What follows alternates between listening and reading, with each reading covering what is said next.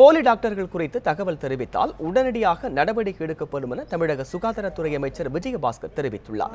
Chennai Stanley அரசு மருத்துவமனையில் நடைபெற்று வரும் கட்டடப் பணிகளை தமிழக சுகாதாரத்துறை அமைச்சர் விஜயபாஸ்கர் இன்று ஆய்வு செய்தார்.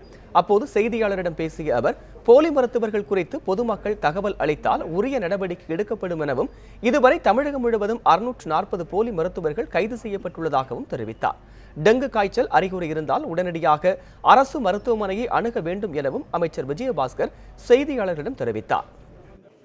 போலி மருத்துவர்களை கைது செய்யும் நடவடிக்கை எடுத்து வருகிறது. கிட்டத்தட்ட கடந்த ஆண்டில் 640க்கும் மேற்பட்ட போலி மருத்துவர்கள் கைது செய்யப்பட்டிருக்கிறார்கள். அவர்கள் மீது வழக்கு பதிவு செய்யப்பட்டிருக்கிறது.